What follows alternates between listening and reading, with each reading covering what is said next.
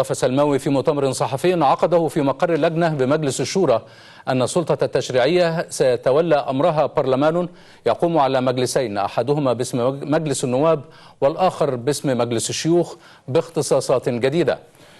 من جانبه برر محمد عبد العزيز مقرر مساعد لجنة نظام الحكم وجود مجلسين للبرلمان في الدستور الجديد بضمان عدم استحواذ أي حزب على أغلبية مقاعد المجلس التشريعي، خاصة إذا كان رئيس الجمهورية ينتمي لذات الحزب.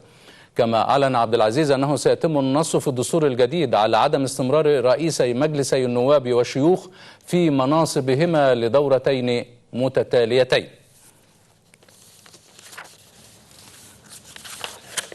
في السياق ذاته واصلت لجنة الحوار المجتمعي لقاءاتها مع قوى المجتمع المختلفة للاستماع إلى مطالبهم في الدستور الجديد، حيث استمعت اللجنة لممثلي نقابة المهندسين الذين طالبوا بضرورة تضمين الدستور نصوصا تحظر حل النقابات، بينما انتقد شباب الثورة وأسر الشهداء والمصابين عدم إطلاق أسماء شهداء الثورة على الشوارع كما وعدتهم الحكومات السابقة. قرار كده زي بتوع الشرطة احنا زعلنا عليهم ومش متضايقين ان اتكتب اساميهم. طب واسامي الولاد ديت لسه هنفضل فوق السنه لغايه لما اموت افضل اقول الشارع اتكتب باسمه؟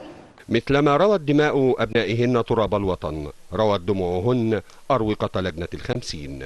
دستور جديد بالكامل وتخليد ذكرى ابنائهن قد تشفي صدورهن.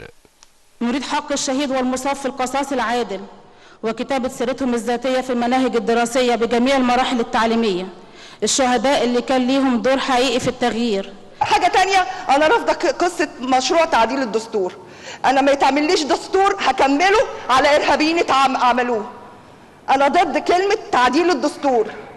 إحنا مش هنكمل دستور الإخوان المسلمين. إحنا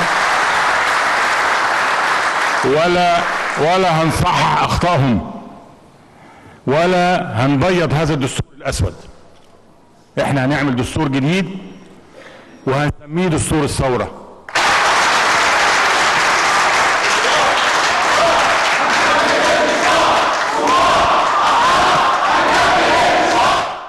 ثائر أفقدته الثورة نور البصر ولكنها لم تحرمه نعمة البصيرة، فتحولت حرارة اسمه إلى لهيب مطالب في دستور الثورة.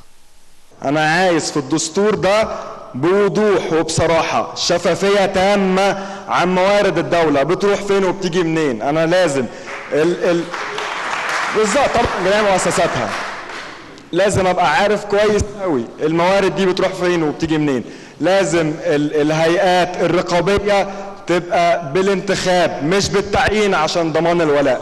من يسمون بالعوائق وليس عوائق، هم أهم وأجنب. أما هذا الشاب فعبر بقلبه وليس بلسانه، ومطلبه في الدستور حق الحياة تماما كزميله الذي رفض وصفهم في الدستور بذوي الإعاقة. من يقول أنه عائق، من يقول هذا هو عائق حقيقي. يا جماعة نكتب ايه؟ ثراء الجلسة لم يمنع من مشاحنات مع وضد الجيش والشرطة تم احتوائها بفطنة واضحة.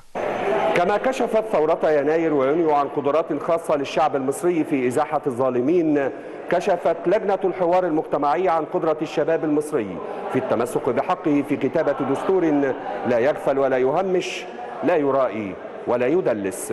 أحمد وجيه، التلفزيون المصري. متواصلون مع حضراتكم من التلفزيون المصري ونتابع. اشتباكات بين المنتمين إلى تنظيم الإخوان وآخرين في مواقع متفرقة بميدان التحرير ومظاهرات للطلاب